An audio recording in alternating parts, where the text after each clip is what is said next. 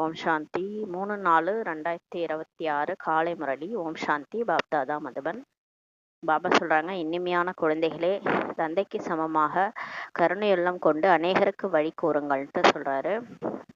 பாபா எப்படி நம்ம மேல கருணை வச்சு நமக்கு வழி சொன்னார் இல்லையா, நமக்கு நமக்கு பக்தியினுடைய பலனை கொடுத்தாரு. அது மாதிரி நம்மளும் மற்றவங்களுக்கு கருணை உள்ளம் கொண்டு வழிகாட்டணும். எந்த குழந்தைகள் இரவு பகலாக சேவையில் ஈடுபட்டு இருக்கிறாங்களோ, இரவு பகல் பாராம சேவையில யாரு ஈடுபட்டு இருக்கிறாங்களோ அவங்களே தைரியசாலி ஆவார்கள்ட்டு சொல்றாரு. கேள்வி உயர்ந்த பாக்கியத்திற்கான முக்கிய ஆதாரம் எந்த விஷயத்தை பொறுத்துள்ளது? பதில், நினைவு யாத்திரையை தான் பொறுத்துள்ளது. உயர்ந்த பாக்கியம் அடையணும்னா அதுக்கு முக்கிய ஆதாரம் பாபான்னு நினைக்கிறதா. நினைவு யாத்திரையை பொறுத்துள்ளது. யார் எந்த அளவு நினைவு செய்கிறாரோ அந்த அளவு உயர்ந்த பாக்கியத்தை அமைக்கிறார்ன்ட்டு சொல்றாரு. சரீர நிர்வாகத்திற்காக கர்மம் செய்கையிலும் தந்தை மற்றும் ஆசையை நினைவு செய்து கொண்டே இருந்தீர்கள் என்றால் பாக்கியம் உயர்ந்ததாக ஆகி கொண்டே போகும். இப்போ வேலை செய்யணும் இல்லையா, வேலைக்கு போகணும், அந்த உடம்பை பார்த்துக்கிறதுக்காக பணம் வேணும், அப்புறம் சாப்பாடு வேணும், எல்லாம் வேணும். அதுக்காக நம்ம வேலை செஞ்சுக்கிட்டே இருந்தாலும் பாபாவையும் ஆசையும், கைகள் வேலை செஞ்சுட்டு இருந்தாலும் பாபாவையும் ஆசையும் நினைவு செய்யணும். அப்படி இருந்தால் தான் பாக்கியம் உயர்ந்ததா ஆகிட்டே போகும்ட்டு சொல்றாரு. அப்படி இல்லை நம்ம வேலை செய்யும் போது அவரை மறந்துடுறோம், அப்படி இருக்கக்கூடாதுன்றாரு. பாடல், அதிர்ஷ்டத்தை எழுப்பி வந்துள்ளேன். ஓம் சாந்தி. குழந்தைகள் பிறக்கும்போது அவர்களுடைய கர்மங்களுக்கு ஏற்ப தங்களுடைய பாக்கியத்தை எடுத்துக்கொண்டு வருகிறார்கள். இப்போ நம்ம இப்போ ஒரு குழந்தை பிறக்குதுன்னா அது முன் ஜென்மத்துல அது என்ன பாவம் புண்ணியம் செஞ்சதோ அதுக்கு தகுந்த மாதிரி பாக்கியத்தை தான் எடுத்துக்கொண்டு வராங்கன்ட்டு சொல்றார் பாபா. ஒரு சிலர் செல்வந்தரிடம் பிறக்கிறாங்க, ஒரு சிலர் ஏழைகளிடம் ஜென்மம் எடுக்கிறாங்க. ஏழையா பிறக்கிறதும் பணக்காரா பிறக்கிறதும் நம்மளுடைய கர்மம் தான் சொல்றாரு. வாரிசு வந்துள்ளார் என்று தந்தையும் புரிஞ்சிருப்பார். இப்பயும் அதே மாதிரிதான். இப்ப நம்ம இப்போ பிகே ஆயிட்டோம்னா, இப்ப கடவுள்கிட்ட வந்துட்டோம் அப்படின்னா நம்ம வாரிசு பாபாவுக்கு. எப்படி எப்படி தான புண்ணியம் செய்துள்ளார்களோ அதற்கேற்ப ஜன்மம் கூட கிடைத்திருக்கிறது. அதாவது லௌகிக அப்பாவை சொல்றாரு பிறகு, ஒரு குழந்தை பிறந்துச்சுன்னா வாரிசுன்ட்டு புரிஞ்சுக்குவாரு. தானம் புண்ணியம் செய்யறதுக்கு தகுந்த மாதிரி தான் அடுத்த பிறவில ஜென்மம் கிடைக்குதுன்றார். இப்போது இனிமையான அருமையான குழந்தைகளுக்கு கல்பத்திற்கு பிறகு மீண்டும் தந்தை புரிய வச்சிருக்கிறாரு. நாங்கள் எங்களுடைய பாக்கியத்தை எடுத்துக்கொண்டு வந்துள்ளோம் என்பதை குழந்தைகள் அறிந்துள்ளார்கள். இப்ப நமக்கு தெரியுது, நம்ம பல ஜென்மம் பண்ண பக்தியினுடைய பலன் தான் இப்ப கடவுள் நமக்கு கிடைச்சிருக்காரு. நம்ம நிறைய பாக்கியத்தை எடுத்துட்டு வந்துக்கிறோம்ட்டு நம்ம புரிஞ்சுக்கிறோம். யார் நல்ல முறையில் அறிந்திருக்கிறார்களோ மற்றும் தந்தையை நினைவு செய்து கொண்டே இருக்கிறார்களோ அவர்கள் சொர்க்கத்தின் அரசாட்சியின் பாக்கியத்தை எடுத்துக்கொண்டு வந்துள்ளார்கள்ட்டு சொல்றாரு. நல்ல முறையில பாபா புரிஞ்சுக்கிட்டோம், பாபாவை நினைச்சிட்டே தான் வந்திருக்கிறோம் அப்படின்னா நம்ம இப்ப அரசாட்சியுடைய பாக்கியத்தை எடுக்கிறோம் அப்படின்றாரு. நினைவுடன் பாக்கியத்தின் தொடர்பு இப்ப உள்ளது. பாபா நினைக்க நினைக்கதான் பாக்கியம் நமக்கு அதை லக்கு அடிக்குதுன்னு சொல்லுவாங்களா, அந்த மாதிரி பாக்கியத்தின் தொடர்பு இருக்குது. ஜன்மம் எடுத்திருக்கிறீங்க என்றால் தந்தையின் நினைவும் இருக்க வேண்டும்ட்டு சொல்றாரு. பிறப்பு எடுத்திருக்கிறீங்கன்னா, இப்ப பிகே ஆயிட்டோம்னா இப்போ பாபாவே நினைக்கணும் இல்லையா, எந்த அளவு நினைவு செய்வீர்களோ அந்த அளவு அதிர்ஷ்டமும் உயர்ந்ததாக இருக்கும்ட்டு சொல்றாரு. எவ்வளவு சுலபமான விஷயம். ஒரு நொடியில் ஜீவன் முக்தி கிடைத்து விடுகிறதுன்ட்டு சொல்றாரு. நீங்கள் சுகதாமத்தின் பாக்கியத்தை பெறுவதற்காக வந்திருக்கிறீங்க. இப்போ நம்ம சொர்க்கத்துக்கு போறதுக்கான பாக்கியத்தை அடைய வந்திருக்கிறோம். இப்போது ஒவ்வொருவரும் முயற்சி செய்து கொண்டிருக்கிறீங்க. நாம் எப்படி முயற்சி செய்துட்டு இருக்கிறோம் என்று ஒவ்வொருவரும் தங்களை தாங்களே பார்த்து கொண்டிருக்கிறார்கள்ட்டு சொல்றாரு. இப்போ நமக்கு தான் நம்மளை பத்தி தெரியல. நம்ம காலையில இருந்து நம்ம என்ன பண்ணோம் நினைச்சோமா, உடல் உணர்வுல இருந்தோமான்றது அவங்கவுங்களுக்கு அவங்கவுங்களை பத்தி தெரியுன்றாரு. எப்படி அம்மா பாபா மற்றும் சேவை செய்யக்கூடிய குழந்தைகள் முயற்சி செய்யறாங்களோ அவங்களை பின்பற்ற வேண்டும். அம்மா பாபா எப்படி சேவை செய்யறாங்களோ அது மாதிரி அவங்கள நம்ம ஃபாலோ பண்ணணும். அனைவருக்கும் தந்தையின் அறிமுகத்தை அளிக்க வேண்டும். தந்தையின் அறிமுகம் அளித்தீர்கள் என்றால் படைப்பினுடைய முதலிடை கடை கூட அதில் வந்துவிடும்ட்டு சொல்றாரு. இப்ப பாபா பத்தி சொன்னாலே போதும், பாபா படைப்பவர்னா அப்புறம் படைப்பு இந்த உலகம், அந்த உலகத்தினுடைய முதல் இடைக்கடை அவர் தான் சத்தியகம், திரேதாயுகம், துவாபரயுகம், கலியுகத்தை படைச்சாரு. இப்ப கலியுகத்துல இருக்கிறோம், கடவுள் திரும்ப வந்துட்டாரு. இதெல்லாம் நம்ம பாபா பத்தி சொல்லும் போதே நம்ம சொல்லிடலாம். ரிஷி முனிவர்கள் ஆகிய யாருமே படைப்பவர் மற்றும் படைப்பினுடைய முதலிடை கடை பற்றிய ஞானத்தை அளிக்க முடியாது. ஏன்னா அவங்களுக்கே தெரியாது. ஏன்னா அவங்க பாதியில தான் வந்தாங்க. இப்போது உங்களுடைய புத்தியில் முழு சக்கரம் நினைவில் இருக்கிறதுன்றார். இப்ப நம்ம கடவுள் நம்ம கூட்ட தான் நம்மளதான் கிளாஸ் எடுத்து முழு சக்கரத்தையும் புத்தியில வர வச்சுட்டாரு. உலகத்தில் யாருக்குமே தந்தை மற்றும் ஆசையை பற்றி தெரியாதுன்ட்டு சொல்றாரு. உலகத்துல இருக்கிறவங்க பக்தி பண்ணிட்டு இருக்காங்க, ஆனா அவங்க கிட்ட போய் கேளுங்களேன், சிவன் யாரு, அவர் எப்படி இருப்பாருன்னா கேட்டா தெரியாது யாருக்குமே. அவரை பத்தியும் தெரியாது, அவரு சொர்க்கத்தை படைச்சாரு, அந்த சொர்க்கத்துக்கு நம்ம போனோன்றதெல்லாம் யாருக்குமே தெரியாது. குழந்தைகளாக நீங்க இப்போது தந்தை மற்றும் தங்களது பாக்கியத்தை அறிந்துள்ளீர்கள். நமக்கும் தெரியாம தான் இருந்தது. நம்மளும் முன்னாடி கொஞ்ச நாளுக்கு முன்னாடி நமக்கு எதுவுமே தெரியாது. இப்பதான் நம்ம எல்லாத்தையும் தெரிஞ்சுக்கிட்டோம். பாபா பத்தியும் தெரிஞ்சுட்டோம், பாக்கியத்தையும் தெரிஞ்சுக்கிட்டோம். இப்போது தந்தையை நினைவு செய்ய வேண்டும். சரீர நிர்வாகத்தின் பொருட்டு கர்மம் கூட செய்ய வேண்டும். வீடு வாசலை கூட நீங்க தான் பராமரிக்கணும். அதுக்காக பாபா கடிச்சிட்டாருன்னு விட்டுட்டு சிலர்லாம் அப்படியே சன்னியாசியா போயிடுவாங்க, வீட்டை விட்டு போயிடுவாங்கல்ல, அப்படியே ஞானம் பிறந்துருச்சுனோடனே வீட்டை விட்டுட்டு போயிடுவாங்க. அந்த மாதிரி நம்ம கிடையாது. நமக்கு எல்லா ஞானமும் தெரிஞ்சாலும் நம்ம வீட்டில தான் இருக்கணும். யாராவது பந்தனம் இல்லாமல் இருக்கிறாங்க என்றால் அவர்களால் நல்ல முறையில் சேவை செய்ய முடியும்ன்றார். குழந்தை குட்டிகள் யாருமே இல்லை என்றால் அவர்களுக்கு சேவை செய்யக்கூடிய நல்ல வாய்ப்பு இருக்கிறதுன்றார். பந்தனம்னா அந்த குழந்தை குட்டி நிறைய வீட்டில் நிறைய பேர் இருக்கிறாங்க, அவங்களையும் கவனிச்சுக்கணும்னா அவங்களால சேவை செய்யறது கொஞ்சம் கஷ்டமா இருக்கும். ஏன்னா வீட்டையும் பார்த்துக்கணும், சேவையும் பார்த்துக்கணும். இப்போ இது எதுவுமே இல்லை அப்படின்னா சேவை செய்யக்கூடிய நல்ல ஆப்பர்ச்சுனிட்டி இருக்குன்றார். மனைவிக்கு கணவன் அல்லது குழந்தைகளின் பந்தனம் கூட இருக்கும் இல்லையா. இப்போ மனைவி இருக்கிறாங்கன்னா அவங்க கணவனை பார்த்துக்கணும், குழந்தைய பார்த்துக்கணும், இந்த பந்தனம் இருக்கும். குழந்தைகள் இல்லை என்றால் பந்தனத்திலிருந்து விடுபட்டவர்களாக ஆகிறாங்க அல்லவா, அவர்கள் வானப்பிரஸ்திகள் போல ஆகியிருப்பார்கள் சொல்றாரு. பிறகு முக்திதாமம் செல்வதற்காக சகவாசம் கூட வேண்டும். இப்ப நம்ம பரிணாமம் போனோம்னா நல்ல சகவாசத்தோட இருக்கணும். பக்தி மார்க்கத்துல சாதுக்கள் ஆகியோரின் துறவர மார்க்கத்தினரின் சகவாசம் கிடைக்கிறது. பக்தியில பார்த்தோம்னா நம்ம ஆல்ரெடி ஒரு 60 வயசு ஆச்சுன்னா யாராவது சாது சன்னியாசிகள்கிட்ட நம்ம போவோம். அவங்கள்ட்ட இருந்து சகவாசம் நமக்கு கிடைக்குது. அதை யார் கூட சேர்றோன்றதை பொறுத்துன்னு சொல்லுவாங்கல்ல. இப்போ அவங்கள்ட்ட போனா ஞானத்தை பத்தி, எதையாவது ஆத்மா பத்தி, எப்படி முக்தி அடையிறது, இதெல்லாம் பத்தி பேசிட்டு இருப்பாங்க. அந்த துறவர மார்க்கத்தினர் இல்லற மார்க்கத்தினருக்கு ஆஸ்தி அளிக்க முடியாது. ஆனா நம்ம அவங்கள்ட்ட போனாலும் அவங்கள மாதிரி நம்மளால வாழ முடியாது. ஏன்னா நம்ம வீட்டுல இருக்கிறவங்க, குழந்தை குட்டியோட இருக்கிறவங்க, அவங்க அதெல்லாம் வெளியே வீட்டை விட்டு வெளியே போனவங்க, அவங்களுக்கும் நமக்கும் செட் ஆகாது. அவங்க நமக்கு ஆஸ்தி கொடுக்க முடியாதுன்ட்டு சொல்றாரு. குழந்தைகளாகிய நீங்கள் தான் அழிக்க முடியும். இப்ப நம்ம தான் போய் இல்லறத்துல இருக்கிறவங்களுக்கு நம்ம தான் போயிட்டு செய்தி சொல்ல முடியும். உங்களுக்கு தந்தை வழி கூறியிருக்கிறார், நமக்கு பாபா சொல்லியிருக்கிறார். அப்ப நம்ம போய் மத்தவங்க சொல்லணும். பாரதத்தின் பூகோளம் மற்றும் 84 பிரிவுகளின் சரித்திரம் பற்றி இப்ப அமர்ந்து கூறுங்கள்ட்டு சொல்றாரு. ஹிஸ்டரி ஜியாகிரபி பத்தி சொல்லுங்க. எப்படி பாரதவாசிகள் 84 பிறவி எடுத்து கீழே இறங்கி வந்திருக்கிறாங்கன்னு. பாரதவாசிகள் தான் 84 பிறவிகள் எடுக்கிறாங்க. ஒரு விஷயம்லாம் கிடையாது. ஒருத்தவங்க மட்டும் பாரதவாசின்னு கிடையாது. 33 கோடி தேவர்கள் இருக்கிறாங்க. எல்லாருமே கீழே இறங்கி தான் வராங்க. சூரிய வம்சத்தினரே பிறகு சந்திர வம்சமாக மாறி பிறகு வைஷ்ய வம்சத்தின் குடும்பத்தில் வருகிறாங்கன்ட்டு சொல்றாரு. அப்படியே இறங்கி இறங்கி வந்ததா துவாபர யுகத்துலதான் அந்த தர்மம் பேர் மாறுது.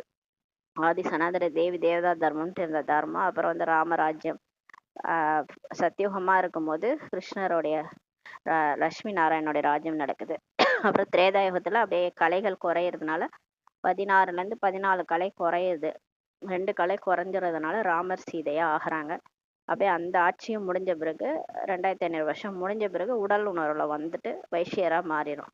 அப்புறம் வைஷ்ய குடும்பத்துல நம்ம சாதாரண பிறப்பெடுக்க ஆரம்பிச்சிடும், மனுஷங்களா மாறிடும். இப்படிதான் நம்ம அப்படியே இறங்கி வந்தோன்ட்டு பாபா புரிய வைக்கிறாரு.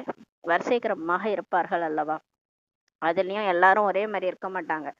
ஏன் பிகேஸ் எல்லாம் ஒரே மாதிரி இருக்க மாட்டாங்க, அவங்களாம் வரிசை கிரமமா எப்படி இப்ப ஸ்கூல்ல உட்கார வைக்கிறாங்களா, ஃபர்ஸ்ட் பெஞ்சில் செகண்ட் பெஞ்சு லாஸ்ட் பெஞ்சுன்னு, அந்த மாதிரி மேலையும் கல்பவச்ச மரத்துல அப்படியே லைன் லைனா இருக்குது. அதுல வரிசை கிரமம்ன்ட்டு இருக்குது.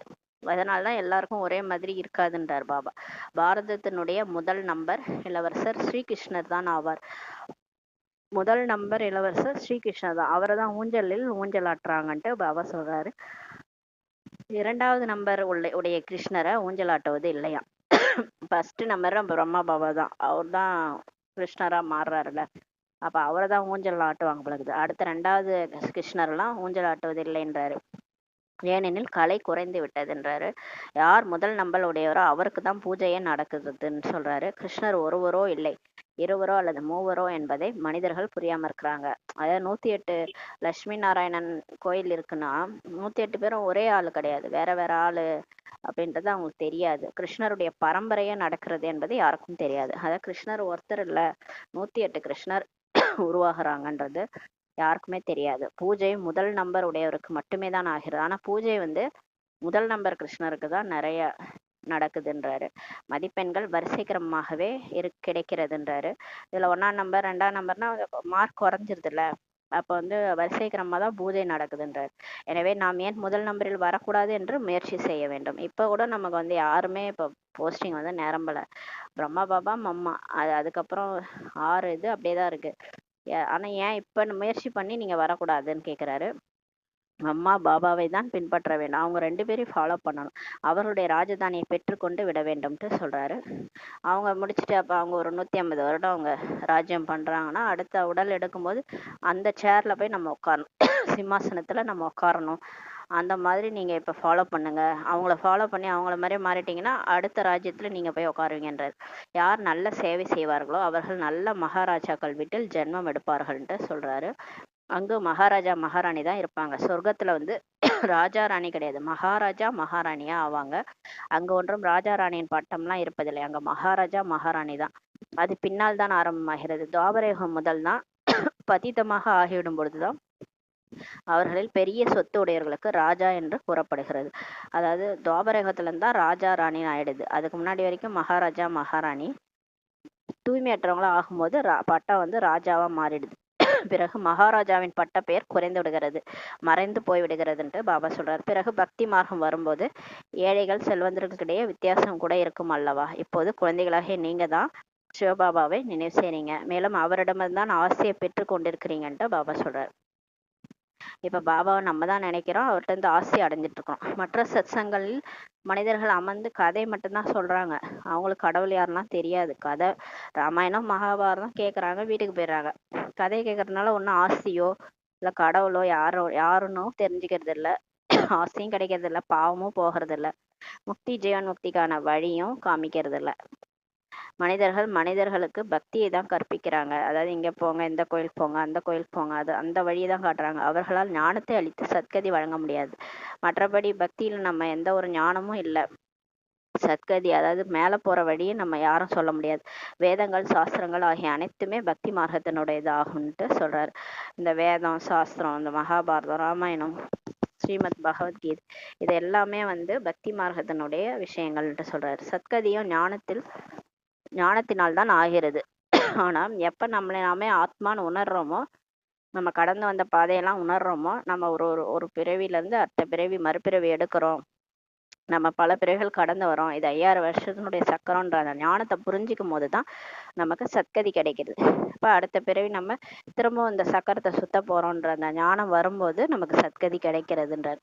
பக்தியில எதுவுமே தெரியாது, நம்ம பிறவி எடுத்தோமா, இதுதான் லாஸ்ட் பர்த்தா, இதுக்கு முன்னாடி எத்தனை பிறவி எடுத்த, எதுவுமே பக்தி மார்க்கத்துல நமக்கு சொல்லல. புனர்ஜென்மத்தையும் ஏற்றுக்கொள்கிறார்கள், ஞானத்துலதான் மறுஜென்மையை ஏத்துக்கிறாங்க. இடையில யாரும் திரும்பி செல்ல முடியாது. கடைசியில் தான் தந்தை வந்து அனைவரும் அழைத்து செல்கிறார். மேல இருந்து ஆத்மாக்கள் வந்து கீழே நடிக்க வந்தாங்க, மற்றபடி யாருமே இப்ப சரீரம் விட்டுட்டு மேல போகவே இல்லை. திரும்ப ஆத்மாக்கள் பரந்தாமத்துக்கு போல, எல்லாம் இங்கேயே தான் மறுபிறவில தான் இருக்கிறாங்கன்ட்டு சொல்றாரு. அனைத்து ஆத்மாக்களும் எங்கு போயிருப்பார்கள், அனைத்து தர்மத்தினர்களின் பிரிவுகளோ தனித்தனியாக இருக்கும் அல்லவான்ட்டு சொல்றாரு. இங்க யாரும் இங்க இருக்கிற ஆத்மாக்கள்லாம் எங்க போயிருப்பாங்க, அங்க வந்து மேல வந்து கல்பவிருட்ச மரத்துல அவங்களுக்குன்னு ஒரு பிரிவு இருக்கு. இப்ப ஆதிசநாதன தேவி தேவதா தர்மம்னா 108 லட்சுமி நாராயணனா மேல 8 பேர் இருப்பாங்க, அது கீழே 100 பேர் இருப்பாங்க. அந்த 100 பேர்ல அவங்கவுங்க ராஜதானி, அவங்கவுங்க பிரஜைகள், அவங்கவுங்க வேலைக்காரர்கள்ன்ட்டு அப்படியே வரிசை கிரமமா இருப்பாங்க. அதுக்கப்புறம் ஹிந்து தர்மம் முடிஞ்சதுன்னா அதுக்கப்புறம் முஸ்லீம் தர்மம், இஸ்லாம தர்மம்னா அவங்களுடைய தர்மஸ்தாபகர் இருப்பாரு, அவங்களுக்கு கீழே ஒரு கூட்டம் கூட்டமா கொசு கூட்டம் மாதிரி இஸ்லாம் தர்மத்தை சேர்ந்தவங்க இருப்பாங்க. அது மாதிரி கிறிஸ்துவ தர்மத்தை சேர்ந்தவங்க அப்படின்ட்டு எப்பப்ப யார் யார் வராங்களோ அவங்க வரிசைகரமான பிரிவு இருக்கும் மேல, அதுலதான் போய் அவங்கவுங்க உட்காருவாங்க. எனவே இதையும் நீங்க புரிய வைக்க வேண்டும்ட்டு பாபா சொல்றாரு. ஆத்மாக்களினுடையது விருட்சம் உள்ளது என்பது யாருக்குமே தெரியாது. ஆக்சுவலா மேல வந்து கல்பவிருட்ச மரம் இருக்குது. சிவன் கோயில் எல்லாம் பார்த்தோன்னா கீழே லிங்கம் வச்சிருப்பாங்க, அவருக்கு பக்கத்துல ஒரு பின்னாடி ஒரு மரம் காமிச்சிருப்பாங்க, அது வந்து கல்பவிருட்ச மரம்னு சொல்லுவாங்க. ஆனா உண்மையிலேயே அது ஆத்மாக்களின் மரம். நம்ம எல்லாம் சரீரம் விட்டு மேல போகும்போது புள்ளியா போயிட்டு மேல பரந்தாமத்துல புள்ளியா அங்க உட்கார்றதுக்கு பேர் தான் கல்பவிருட்ச மரம். அதுல வேர் பகுதியா நம்ம தான் இருக்கிறோம். ஆத்மாக்களுக்குன்னு ஒரு மரம் இருக்குன்றது கூட யாருக்கும் தெரியாது அப்படின்றாரு. குழந்தைகளாகிய உங்களுடைய புத்தியில் முழு விருட்சத்தினுடைய ஞானமே இப்ப இருக்கிறது. இப்ப நமக்கு தெரியும் நம்மளாம் எப்ப நடிக்க வரோம், நமக்கு பின்னாடி யார் யார் நடிக்க வராங்க, இந்த முழு துவாபர யுகத்துல என்ன நடக்குது, கலியுக கடைசியில வரைக்கும் ஆத்மாக்கள் வந்துட்டு தான் இருக்கிறாங்க. இப்பயும் ஒரு பிறவி 2 பிறவி எடுக்கிறவங்க வந்து நடிக்கிறாங்க. சதோ ரஜோ தமோ பிரதான நிலையை கடந்து எல்லாரும் அந்த சரீரத்தை விட்டு மேலே வந்து கடவுள் வந்தோடனே அவங்க கூட வந்துருவாங்க. திரும்ப எல்லாரும் கொசு கூட்டம் மாதிரி பரந்தாமத்துக்கு போற நேரம் வரும்போது எல்லாரும் போயிடுவோம். இது யாருக்குமே தெரியாது, ஆனா நமக்கு தான் பாபா எல்லாத்தையும் சொல்லிட்டாரு. ஆத்மாக்களின் விருட்சம் கூட இருக்கிறது, ஜீவ ஆத்மாக்களினுடையதும் விருட்சம் இருக்கிறதுன்ட்டு பாபா சொல்றாரு. நாம் இந்த பழைய உடலை விட்டுவிட்டு வீட்டிற்கு சென்று கொண்டிருக்கிறோம் என்பதை குழந்தைகள் அறிந்துள்ளார்கள். நமக்கு தெரியும், இப்போ நம்ம இந்த உடல்ல நடிக்க வரைக்கும் பார்ட் முடிக்கிற வரைக்கும் முடிச்சுட்டு கர்மாதித்த ஸ்டேஜ் அடைஞ்சோடனே உடம்பை விட்டுட்டு மேலே போயிடுவோன்ட்டு நமக்கு தெரியும். நான் ஆத்மா இந்த சரீரத்திலேருந்து தனிப்பட்டவன், இதை புரிந்திருப்பது என்றால் உயிரினுடனே இறப்பது அப்படின்ட்டு சொல்றாரு. நம்ம இந்த உடம்பே கிடையாது, நம்ம ஆத்மா. இந்த உடம்புல இருந்து அஷரீரி நான் தனிப்பட்டு இருக்கிறேன், நெற்றி பூர்வத்துல இருக்கிறேன்றதை உணர்ந்துட்டோம்னா நம்ம உயிரோட இருந்தே செத்ததுக்கு சமம்ன்ட்டு சொல்றாரு. நீங்கள் இறந்தால் இந்த உலகமே இறந்தது போலன்ட்டு பாபா சொல்றாரு. நமக்கு இந்த உலகத்தின் மேல ஈர்ப்பு குறைஞ்சிருச்சுன்னா முழு உலகம் அந்த உலகமே முடிஞ்சிருச்சுன்னு சொல்றாரு. ஏன்னா நம்ம தான் வேர்பகுதி. பிகேஸ் எல்லாமே மாறிட்டோம்னா உலகமே முடிஞ்சதுக்கு சமன்றாரு. உற்றார் உறவினர்கள் ஆகிய அனைவரையும் விட்டு விட்டார். முதலில் இந்த பிரம்மா பாபா கூட எல்லாரையும் விட்டுட்டாரு. முதலில் முழுமையாக கல்வி பெற்று பதவிக்கு அதிகாரியாகி பிறகு செல்ல வேண்டும்ட்டு சொல்றாரு. இப்ப முதல்ல நம்ம ஞானத்தை ஃபுல்லா அடையணும். அடைஞ்சிட்டு பதவிக்கு அதிகாரி ஆகிதான் போகணும். இப்பயே போகக்கூடாது, இப்பயே போக முடியாது யாராலையும். தந்தையை நினைவு செய்வதோ மிகவும் சுலபமாகும். ஒருவர் நோய்வாய்ப்பட்டிருந்தாலும் கூட பாபாவை நினைக்க முடியும். நமக்கு உடம்பு சரியில்லைனா கூட அவருக்கு கூட சிவபாபாவை நினைவு செய்தீர்கள் என்றால் விக்ரம் விநாசமாகிவிடும் என்று கூறிக்கொண்டே இருக்க வேண்டும்ட்டு சொல்றாரு. இப்போ உடம்பு சரியில்லைனா கூட நீங்க பாபாவை நினைச்சீங்கன்னா பாவம் அழிஞ்சிரும்ட்டு நீங்க சொல்லிட்டே இருங்க. ஏன்னா உடம்பு சரியில்லை அந்த உடம்பு மேலேயே கவனம் போகாம பாபாவை நினைக்கும் போது எனக்கு இந்த மாதிரி உடம்பு முடியல பாபான்னு பாபாவே நினைச்சிட்டு இருப்போம்ல, அந்த டைம்ல தான் நம்ம பாபா அதிகமா நினைப்போம். அப்ப ஆத்மான்னு புரிஞ்சு பாபாவை நினைக்கும் போது அந்த கர்ம கணக்குகள் கர்ம போகம் வந்து அந்த நோயினுடைய தீவிரம் குறைஞ்சி அதை அனுபவிக்கிறது கூட நம்ம ஆத்ம உணர்வுல அனுபவிச்சோம்னா அதோட வலி பெருசா தெரியாது, பாவ கணக்கு அழிஞ்சு போயிடும். அதனால சொல்றாரு, சொல்லுங்க உடம்பு சரியில்லாதவங்களுக்கும் இந்த மாதிரியான நினைக்க சொல்லுங்கன்ட்டு சொல்றாரு. யார் பக்குவமான யோகியாக இருக்கிறார்களோ அவர்கள் சீக்கிரம் சரீரம் விடுவது கூட நன்றாக இல்லைன்ட்டு சொல்றாரு. இப்ப யாருக்கு நல்லா யோகா தெரியுது, கரெக்டா பாபா யாருன்னு தெரிஞ்சுக்கிட்டு ஆத்மான்னு புரிஞ்சுக்கிட்டு பரமாத்மாவை கரெக்டா நினைவு செய்யறாங்கன்னா அவங்க சீக்கிரமா சரீரம் விடுறது நல்லா இல்லைன்றாரு பாபா. அவங்க நல்ல யோகியா இருக்காங்கன்னா அவங்க நிறைய பேர் யோகா மூலமா மற்றவங்களையும் மாத்தலாம், அவங்களும் நல்லா சேவையும் செய்வாங்க இல்லையா, அவங்க சீக்கிரமா சரீரம் விடுறது நல்லா இல்லைன்றாரு. ஏனெனில் அவர்கள் யோகத்தில் இருந்து கொண்டு ஆன்மீக சேவை செய்கிறாங்க. அதனால இப்ப தாதிகள்லாம் பாத்தீங்கன்னா குல்சாத் தாதிலாம் 98 வயசு 104 வயசு வரைக்கும் ஏன் இருந்தாங்கன்னா அவங்க யோகியா இருந்தாங்க, பக்கா யோகியா இருந்ததுனால அவங்க பாபாவுக்கு சகயோகம் பண்ணாங்க. கடைசி காலத்துல கூட அவங்க நல்ல சகயோகம் பண்ணாங்க. பூமி பந்துல போய் சக்தி வாங்கி கொடுக்கறது ஃபரிஸ்தாவாகவே அவங்க சேவை செஞ்சாங்க. உடம்புலே இல்ல, உடம்பு ஒரு பக்கம் இருந்தது, ஆனா ஆத்மா அவங்க நல்ல யோகியா இருந்ததுனால சீக்கிரம் சரீரம் விடல பாருங்க. அவங்க வந்து ட்ராமால ரொம்ப நாள் இருந்தாங்க, ரொம்ப காலம் இருந்து அவங்க பாபாக்காக சேவை செஞ்சாங்க, ஆன்மீக சேவை செய்யறாங்கன்றதுனால சரீரம் விடல. அவங்க 104 வயசு வரைக்கும் இருந்தாங்க. இறந்து விட்டார்கள் என்றால் சேவை செய்ய முடியாது. இப்போ சரீரத்தை நம்ம ஒரு 80 வயசுலயே விட்டுட்டோம், நம்மளால முடியல உடம்பு முடியாம விட்டுட்டோம்னா அப்ப நம்மளால சேவை செய்ய முடியாதுன்றார் பாபா. சேவை செய்வதால் தங்களுடைய உயர்ந்த பதவியை அமைத்து கொண்டே இருப்பார்கள். யார் சேவை செய்யறாங்க, சேவைனா எந்த சேவைனா சுய சேவை, தன்னை மாத்திக்கிறதே ஒரு சேவை தான். அப்புறம் வந்து கர்மனா சேவை, கைகள் கால்கள் மூலமா நம்ம யஜ்யத்துல சேவை செய்யறது, அப்புறம் வார்த்தைகள் மூலமா ஞானத்தை சொல்றது, மனதின் மூலமாக பூமி பந்துல பாபாட்ட சக்தி வாங்கி கொடுக்கறது, உள்ளுணர்வு மூலமா வைப்ரேஷன் கொடுக்கறது, இது கூட சேவை தான். இதை யார் செய்யறாங்களோ அவங்களுடைய உயர்ந்த பதவியை அமைச்சுக்கிட்டே இருப்பாங்கன்ட்டு சொல்றாரு. மேலும் சகோதர சகோதரிகளின் சேவை கூட ஆகிவிடும். அவங்க இருந்தாங்கன்னா அவங்க கூட இருக்கிறவங்களுடைய சேவையும் ஆகிடும்ன்றாரு. அவர்களும் தந்தையிடம் வந்து ஆஸ்தி பெற்று கொண்டு விடுவார்கள். இப்ப தாதிகளா இருந்தாங்கன்னா அவங்களோட சகயோகம் நமக்கு கிடைக்கும். அவங்க அவங்க யோகா பண்ணும்போது அவங்க கூட சேர்ந்து நம்மளும் யோகா பண்ணும்போது நமக்கு பாபாவுடைய ஆஸ்தி கிடைச்சிரும். அதனால சொல்றாரு, சீக்கிரம் சரீரம் விட்டாங்கன்னா நல்லா இருக்காது, நல்ல யோகி ஆத்மாக்கள் உயிரோட இருந்தாங்கன்னா நல்லதுன்றாரு. அப்பதான் சேவை நிறைய பண்ண முடியுன்றாரு. நம்ம நினைக்கிறோம் சீக்கிரம் போயிட்டா சேர்ந்து போய் மேல போயிட்டோன்னா நம்ம வந்து ஃபரிஸ்தாவா ஆயிடலாம், அப்ப போய் ஏதாவது சேவை செய்யலாம்னு நினைக்கிறோம். ஆனா உடம்புல இருந்துட்டு தான் நிறைய சேவை செய்ய முடியும்ட்டு பாபா சொல்றாரு. நாம் நமக்குள் சகோதர சகோதரர்கள் ஆவோம். ஒரு தந்தையின் குழந்தைகள் ஆகும்ட்டு பாபா சொல்றாரு. என்னை நினைவு செய்தீர்கள் என்றால் பாவங்கள் கூட விநாசமாகும் என்று தந்தை சொல்றாரு. இதற்கு முன்பும் அவ்வாறே தான் சொல்லிட்டு இருந்தாரு. யாருக்கும் புரிய வைக்கலாம். நீங்க யார்கிட்ட வேணா சொல்லலாம். புள்ளின்னு நினைச்சு புள்ளிய நினைங்க. பக்தி மார்க்கத்துல நம்ம வழிபட்டே தான் வந்தோம். ஆனா யாருக்கும் பாவம் போகல. கங்கையில குளிச்சோம், பாவம் போகல. அந்த சாமி இந்த சாமி, அந்த கோயில் இந்த கோயில் போனோம். ஆனா இருக்க இருக்க துக்கம் தான் அதிகமாச்சு இல்லையா? கண்ணு ஃபுல்லா கலங்கியே தான் இருந்தது. எங்க நம்ம சிரிச்சோம். அதனால இப்பதான் பாபா நம்மள சிரிக்க வைக்கிறாருன்னா அவர் யாருன்னு சரியா புரிஞ்சுக்கிட்டு புள்ளிய நினைச்சு புள்ளியா நினைக்கும் போதுதான் நம்ம பாவம் போகுது, நம்ம முக்தி ஜீவன் முக்தி அடையிறோம், நமக்கு சத்கதி கிடைக்கிறதுனா ஞானத்துலதான் கிடைக்குது. சகோதரி அவர்களே, சகோதரர் அவர்களே, உங்களுடைய ஆத்மா தமோ பிரதானமாக இப்ப ஆகிடுச்சுன்ட்டு புரிய வைங்க. ஆனா நமக்கே தெரியும்ல, நம்ம நம்ம அதிகமா கோவப்பட்டோம். அதாவது முன்னாடி எப்படி இருந்தோம், நம்ம என்னதான் கோயில் குளம்னு சுத்தினாலும் வீட்டுக்கு வந்து அதிகமா கோவப்படுறது, சண்டை போடுறது, எல்லாருக்கும் துக்கம் கொடுக்கறது, இப்படிதான் இருந்தோம். அது வந்து நம்மளுடைய ஆத்மா தமோ பிரதானமாக ஆகிடுச்சு. இப்படி நீங்க சொல்லி யாருக்கு வேணாலும் புரிய வைக்கலான்றாரு. யார் சதோ பிரதானமாக இருந்தார்களோ அவர்கள் மீண்டும் தமோ பிரதான நிலையிலிருந்து சதோ பிரதானமாக ஆகி சதோ பிரதான உலகத்திற்கு செல்ல வேண்டும்ட்டு பாபா சொல்றாரு. அதாவது நல்லவங்களா இருந்தவங்க தான் கெட்டவங்களா மாறி இப்ப திரும்ப நல்லவங்களா மாறி நல்ல உலகத்துக்கு சொர்க்கத்துக்கு போகணும் அப்படின்னு பாபா சொல்றாருன்னு சொல்லுங்கன்றாரு. ஆத்மாவை நினைவு யாத்திரை மூலமாக சதோ பிரதானமாக ஆக்க வேண்டும். இப்போ ஆத்மா எப்படி தூய்மை ஆகும் அப்படின்னா பாபா நினைச்சாதான் தூய்மை ஆகும். நம்மளையெல்லாம் தூய்மை ஆக முடியாது. நானே தூய்மையாயிடுவேன், என்னாலே நானே எல்லாத்தையும் விட்டுருவேன். காமம், கோபம், பற்று, ஆசை, அகங்காரம்லாம் என்னாலே விட முடியும். இதுக்கு பாபா தேவையில்லைன்னா நம்ம நினைக்க முடியாது. பாபா நினைச்சாதான் அந்த சக்தி நமக்கு வரும்.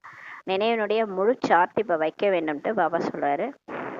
பாபா சொல்றாரு, டெய்லியுமே சார்ட் வந்து எவ்வளவு நேரம் நீங்க நினைக்கிறீங்க, உண்மையா நினைக்கிறீங்களா இல்லையா, உங்களை நீங்களே பாருங்கன்றாரு. அந்த சார்ட் வைங்க. ஞானத்தினுடைய சார்ட் வைக்க முடியாது. ஞானம்லாம் அது வந்து பாபா சொல்றாரு, அந்த ஞானம்லாம் எல்லாரும் கேட்டுட்டு தான் இருக்கிறோம். அதோட சார்ட்லாம் வைக்க முடியாது. அதாவது நான் 1 மணி நேரம் முரளி கேட்டேன், அதெல்லாம் நம்ம பாபா நினைச்சோன்ட்டு சொல்ல முடியாது. அது பாபா நமக்கு முரளி சொல்லிட்டு இருக்கிறாரு, அந்த டைம் நினைச்சோன்னுலாம் சொல்ல முடியாது. தந்தையோ ஞானம் அளித்து கொண்டேதான் நமக்கு இருக்கிறார். நம் மீது இருக்கும் விகர்மங்களின் சுவையை எப்படி இறக்க வேண்டும் என்று சோதிக்க வேண்டும். இப்ப டெஸ்ட் பண்ணணும். என் பாவத்தை நான் எப்படி அழிக்கிறது, இன்னும் நான் மாறல, பிகே இத்தனை வருஷம் ஆகுது, இன்னும் நான் மாறல, ஒரு மாற்றமும் எனக்குள்ள வரல அப்படின்னா நம்ம செக் பண்ணணும், என் பாவ சுமையை நான் எப்படி இறக்குறதுன்னு. எனவே நினைவினுடைய சார்ட் வைக்கப்படுகிறது.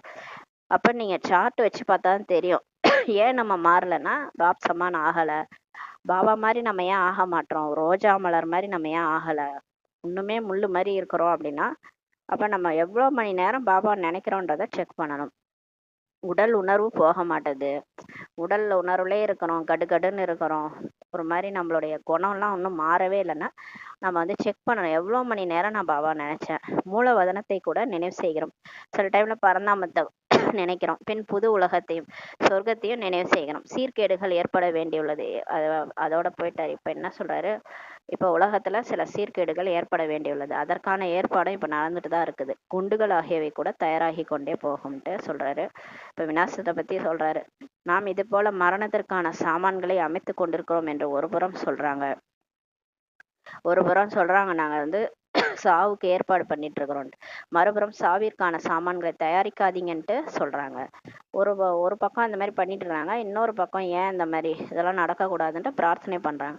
கடலுக்கு கீழே கூட கொல்வதற்கான சாமான்களை வைத்துள்ளார்கள். இதெல்லாம் பாபா சொல்றாரு பாருங்க. கடலுக்கு அடியில வச்சுக்கிறாங்களாம் அந்த ஆட்டம் பாம்பு, குண்டு எல்லாம் எல்லாம் அது அப்படியே மேல வந்து போட்டுட்டு போயிடுவாங்களாம். மேலே வந்து குண்டுகளை வீசிவிட்டு பின் கடலுக்குள் சென்று விடுவார்கள். ஏன்னா அவங்க சாகக்கூடாது இல்லை, அதனால மேல வந்து போட்டு எல்லாரையும் அந்த அப்பாவி ஜனங்களை அழிச்சிட்டு இவங்க எல்லாம் கடலுக்கு போயிடுவாங்க. அந்த மெயினான பர்சன்லாம் சேஃபா இருப்பாங்க கீழே போயிட்டு. ஆனா இது போன்ற பொருட்களை தயாரித்து கொண்டேதான் இருக்கிறாங்க அப்படின்னு பாபா சொல்றாரு. எப்படிலாம் அழிக்கணும் உலகத்தன்றத ரெடி பண்ணிட்டு இருக்கிறாங்க. இது தங்களுடைய அழிவிற்காக செய்து கொண்டிருக்கிறாங்கன்ட்டு பாபா சொல்றாரு. மரணம் இப்ப எதிரிலேயே உள்ளது. பாபா சொல்றாரு, இப்ப டெத்து எல்லாருக்குமே தலை மேல இருக்குது. இவ்வளவு பெரிய பெரிய மாளிகைகள் எல்லாம் அமைத்து கொண்டிருக்கிறாங்க. இவை எல்லாமே மண்ணோடு மண்ணாக போய்விடும் என்பதை நீங்கள் அறிந்துள்ளீர்கள்ட்டு பாபா சொல்றாரு. இப்ப வெளிநாட்டுலாம் பாக்குறோம்ல, மாடி மேல மாடி பெரிய பெரிய கட்டடம்லாம் எல்லாமே மண்ணோட மண்ணாயிடும். நம்ம இப்பயே பாக்குறோம், ஒரு குண்டு போட்டா அப்படியே ஃபுல்லா அப்படியே சீட்டுக்கட்டு மாதிரி அப்படியே செதறிடுது. அது மாதிரி பூகம்பம் வந்தாலும் அப்படியே விழுந்துடுது. ஒரு சிலருடைய இது மண்ணோடு புதைந்து போய்விடும்ட்டு பாபா சொல்றாரு. ஒரு சிலருடைய மாளிகைகள்லாம் மண்ணோட புதைஞ்சு போயிடும். ஏன்னா நிலநடுக்கம் வரும்போது அப்படி ஆயிடும். சண்டை அவசியம் ஏற்படும். முயற்சி செய்து எல்லோருடைய பைகளையும் காலி செய்து விடுவார்கள்ன்ட்டு சொல்றாரு. இப்போ என்ன பண்ணுவாங்க, எல்லாருக்கும் ஒண்ணுமே இல்லாம பண்ணிடுவாங்களாம். காசு பணம்லாம் இல்லாம பண்ணிடுவாங்க. வெளிநாட்டினர் அது மாதிரி பணக்காரங்களாம் ஏழை ஆயிடுவாங்கன்ற. திருடர்கள் கூட எவ்வளவு நுழைந்து விடுகிறாங்க, யுத்தத்திற்காக எவ்வளவு செலவு செய்யறாங்க. இவை அனைத்தும் மண்ணோடு சேர்ந்து விட போகிறதுன்றார். அதாவது எதுவுமே நம்ம எடுத்துட்டு போக போறது இல்ல, எல்லாமே இங்க நம்ம பார்த்துட்டு இருக்கும் போதே நம்மளுடைய இது இல்லாம போயிரும் அப்படின்னு சொல்றாரு. வெளிநாட்டுல எல்லாம் அப்படி நடக்கும்ன்றாரு. வீடுகள் ஆகிய எல்லாமே விழுந்து விடும்.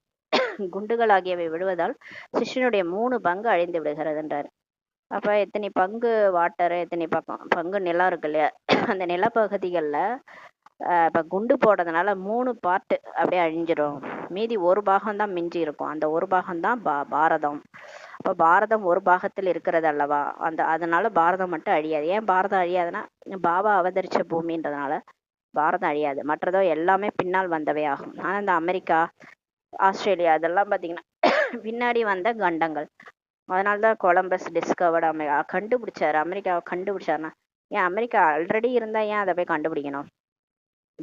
கொலம்பஸ் டிஸ்கவர்டு அமெரிக்கான்னா ஆல்ரெடி இருக்கிற ஒரு கண்டத்தை ஏன் கண்டுபிடிக்கணும்? அப்ப தண்ணிக்குள்ள போயிடுச்சு எல்லாமே. போன கல்பத்துல குண்டு போட்டு எல்லாம் தண்ணிக்குள்ள போயிடுச்சு. 2500 வருஷம் கழிச்சு எல்லாமே வெளியே வருது. அப்புறம்தான் இந்த கண்டங்கள்லாம் வெளியே வருது. அதனால இதை வச்சே நம்ம ப்ரூஃப் பண்ண முடியும். மற்றதெல்லாம் தண்ணிக்குள்ள இருந்து கண்டுபிடிக்கிறாங்க. ஆனா பாரதம் மட்டும் எப்போதுல இருந்தோ இருக்குது. அதனாலதான் அதுல மண்ணுக்கல்ல தோண்டி எடுத்தா இத்தனை ஆயிரம் வருஷங்கள் ஆனது, இத்தனை ஆயிரம் வருஷங்கள் அப்படின்ட்டுலாம் சொல்றாங்க. ஏன்னா பாரதம் அழியாத கண்டம்ன்றதுனால. இப்போது பாரதத்தின் பாகம்தான் மிஞ்சம். மரணமும் எல்லோருக்கும் ஆகத்தான் போகிறதுன்றாரு. ஏன்னா பிறந்தா எல்லாரும் செத்துதானே ஆகணும். கண்டிப்பா மரணம் நிச்சயம். பின் ஏன் நாம் தந்தையிடம் வந்து முழுமையாக ஆசையை பெற்றுக் கொள்ளக்கூடாது? இப்போ பிகேஸ்லாம் சாக மாட்டாங்கலாம் கிடையாது. அவங்களுக்கும் மரணம் நிச்சயம். ஏதோ ஒரு விதத்துல நமக்கும் வரும். நமக்கு என்ன உடம்பு சரியில்லாம போறது அப்படின்ட்டு எல்லாருக்கும் ஒரு ஒரு எப்படியாவது ஒரு விதத்துல மரணம் வரதான் போகுது. ஏன் அதுக்கு முன்னாடியே நம்ம வந்து முழுமையா ஆசையை எடுத்துக்க கூடாது அப்படின்னு சொல்லி பாபா சொல்றாரு. எனவே தந்தை சொல்றாரு, லௌகீக உறவினர்களும் கூட கடமையை நிறைவேற்ற வேண்டும். இப்ப நீங்க அதுக்காக நம்பிக்கை ஆயிட்டேன், சேவை செய்ய போறோம் அப்படின்ட்டு வீடு வாசல விட்டுட்டு வர தேவையில்ல. வீட்டுல இருக்கிறவங்களுடைய கடமையை நிறைவேற்றணும். மற்றபடி பந்தனம் இல்லை என்றால் ஏன் சேவையில் ஈடுபடக்கூடாது என்று பாபா ஆலோசனை அளிப்பார். இப்ப நமக்கு பந்தனமே இல்லை, நம்மளை யாரும் வந்து தொந்தரவு பண்றது இல்லை, நீ போய் சேவை பண்ணுன்னு சொல்றாங்கன்னா நம்ம போய் தாராளமா சேவையில ஈடுபடலான்ட்டு பாபா சொல்றாரு. பாபா கருணை காட்டுங்கள் என்று முன்பெல்லாம் கூறிக்கொண்டிருந்தீர்கள் அல்லவா? நீங்க தானே சொன்னீங்க பக்தியில என் மேல கருணை காட்ட மாட்டியா, எனக்கு வர மாட்டியா, என்னை கூட்டு போக மாட்டியான்னு. இப்பதான் வந்து கருணை காட்டிட்டாருல்ல, இப்பொழுதுதான் உங்களுக்கு வழி கிடைச்சிச்சு. சொல்றாரு எப்படி வாழணும்னு சொல்லி கொடுக்குறாரு. இதை செய் குழந்தை, இதை செய், என் சேவையில இதை பணத்தை ஈடுபடுத்து, உடல் உழைப்பை ஈடுபடுத்து. இப்ப ஏன் அதுல இறங்கிடக்கூடாது? அதுல குஷி வருது இல்லையா? பாபா சேவை செய்யும் போது இன்ஸ்டண்டா குஷி கிடைக்கும். நமக்கு மனசுக்கு அவ்வளோ ஒரு திருப்தி, குஷி கிடைக்கும். ஏன்னா நம்ம கடவுளை சிவனுக்காக தான் நம்ம காத்துட்டு இருந்தோம். அவரே வந்துட்டாரு. அவர் வந்து நமக்கு இதெல்லாம் சொல்றாரு, வழி காட்டுறாரு. எனவே இப்போது மற்றவர்கள் மீதும் நீங்கள் கருணை காட்ட வேண்டும்ட்டு சொல்றாரு. இப்ப நமக்கு வழி காட்டிட்டாரு இல்லையா, நம்ம மற்றவங்களுக்கும் அந்த ஞானத்தை சொல்லி புரிய வச்சு கருணை காட்டணும். எப்படி தந்தை கருணை காட்டுறாரு, என்னை நினைவு செய்தீர்கள் என்றால் பாவங்கள் விநாசமாயிடும்ட்டு பாபா சொல்றாரு. சன்னியாசிகளோ ஹடயோகம் ஆகியவற்றில் எவ்வளவு உழைப்பு செய்யறாங்க. அவங்க பாருங்க, கையை காலை அசைக்கிறது, தலைகீழா நிக்கிறது, ஒத்த காலில் நிக்கிறது, மூச்சு பயிற்சி செய்யறது, அங்கங்களையும் தனித்தனியா பிரிச்சு வைக்கிறது, இந்த மாதிரி எல்லாம் செய்யறாங்க. நம்மள பாபா அப்படி இல்லாம செய்ய சொல்றாரு. இங்கோ இவை எதுவுமே கிடையாது, நினைவு மட்டும் செய்தீர்கள் என்றால் பாவங்கள் சாம்பலாகிவிடும். பாபா நினைச்சதுதான் சொல்றாரு. படுத்துக்கினே கூட நினைங்க, உடம்பு சரியில்லைனா கூட நினைங்க, இதுல எந்த கஷ்டமும் கிடையாது. என்ன நினைக்கணும், நான் இந்த உடம்பு கிடையாது, நான் தனியா வந்தா தனியா போனேன், நான் ஒரு புள்ளி நெற்றி புறத்துல இருக்கிறேன், நான் ஆத்மா, என்னுடைய அப்பா பரம்பிதா பரமாத்மா புள்ளியா செவ்வானத்துல புள்ளியா அவர் இருக்கிற மாதிரி பரந்தாமத்துல இருக்கிறாரு, ஸ்டார் மாதிரி இருக்காரு. அவரை நினைங்க, அவர்கிட்ட இருந்து சக்திகள் வருது, எனக்குள்ளார ஆத்மாக்குள்ளார நிறையுது, நான் புள்ளியா இருக்கேன், இந்த உடம்பு ஃபுல்லா இந்த சக்திகள் நிறையுது, இந்த உடம்பு வேற நான் வேற. அப்படி நினைச்சீங்கன்னா பாவம் போயிடும், சீக்கிரமா பாவம் போயிடும். சரியா நினைக்க கத்துக்கணும். அது நீங்க அப்படியே அந்த உடல் உணர்வை தாண்டி நினைக்கும் போது தான் உங்க பாவம் அழியும். சன்னியாசிகளோ ஹடயோகம் ஆகியவற்றில் எவ்வளவு உழைப்பு செய்யறாங்க. இங்கே அந்த மாதிரிலாம் எதுவும் கிடையாது. நினைவு யாத்திரையின் விஷயம் மட்டும்தான்ன்றாரு. எழுந்திருங்கள், அமருங்கள், ஏந்திருங்க, உட்காருங்க. கர்மேந்திரியங்களால் கூட கர்மம் கூட தாராளமா செய்யுங்க. அதுக்காக பாபா உட்காந்துங்கன்னே யோகா பண்ண சொல்லல, போய் பாபா ரூம்ல உட்காந்துட்டே இருங்கன்னு சொல்ல. நடங்க, சுற்றி திரிங்க, வேலை செய்யுங்க, கைகள் தான் காரியம் செய்யும். ஆனால் பாபா புத்தியின் மூலமாக பாபாவை நினைவு செய்யுங்க. புத்தியின் யோகம் மட்டும் தந்தையிடம் ஈடுபடுத்துங்கள்ன்ட்டு சொல்றாரு. உண்மையிலும் அந்த பிரியதர்ஷனரின் உண்மையான பிரியதர்ஷினியாக ஆகணும். சத்தியமானவர் சிவன், அவர் தான் பிரியதர்ஷனர். உலகத்துல எல்லாருடைய லவ்வர் அவர் தான். அவருக்கு உண்மையான லவ்வரா ஆகணும். சுயம் அவரே தான் சொல்றாரு, ஹே பிரியதர்ஷினிகளே, ஹே குழந்தைகளே, பக்தி மார்க்கத்துல நிறைய நினைவு செஞ்சீங்க, ஏன் இப்ப அந்த அன்பு இல்லை அப்படின்னு கேட்கிறாரு. பக்தியில பாருங்க அவ்வளோ ஒரு பாவனை இருந்தது. அப்படியே வேற வேற கடவுளா நினைச்சு அவரை தான் நினைச்சு நினைச்சு போய் உருகி உருகி நினைவு செஞ்சோம். ஆனா இப்ப ஞானத்துல அந்த அளவுக்கு அன்பே வரல பாபா மேல. யாருன்னு தெரிஞ்சதுனால குளிர் விட்டு போச்சு. அதனால சொல்றாரு, பக்தி மார்க்கத்துல எப்படி நினைச்சீங்க, ஆனால் இப்போது பிரியதர்ஷனராக என்னை நினைவு செய்தீர்கள் என்றால் உங்களுக்கு பாவமே சாம்பல் ஆயிடும்ன்றார். அப்ப தெரியாமலே நினைச்சீங்க, யாருன்னு தெரியாம. இப்ப யாருன்னு பார்க்காம லவ் பண்றாங்களா, அந்த மாதிரி நம்ம பார்க்காம ஆளை பார்க்காமலே பக்தியில அவ்வளோ அன்பு செலுத்தணும். இப்ப நேரா வந்துட்டாரு, எப்படி இருக்கிறாருன்னு தெரிஞ்சு போச்சு, இவர் தான் அவருன்னு புரிஞ்சும் போச்சு. இப்ப நினைச்சேன்னா பாவமே போயிடும் அப்படின்றாரு. நான் கேரண்டி அளிக்கிறேன், உங்களுக்கு உத்தரவாதம் கொடுக்குறேன். இப்போ ஏதாவது ஒரு பொருள் வாங்கினா ஒரு 2 வருஷம் கேரண்டி, 3 வருஷம் கேரண்டி, அந்த மாதிரி உங்க பாவம் போயிடும், நீங்க அப்படியே அழகாயிடுவீங்க. நேற்று சொன்னார்ல, அப்படியே பாபா ஆத்மான்னு புரிஞ்சு யார் என்ன சரியா பரமாத்மாவை நினைக்கிறாங்களோ அவங்க அழகாயிடுவாங்கன்னு சொன்னார். ஒரு சில விஷயங்கள் சாஸ்திரங்கள், ஏன்னா பாவம் போயிடுச்சுன்னா முகம் எப்படி ஆயிடும், குழந்தை மாதிரி ஆயிடும்.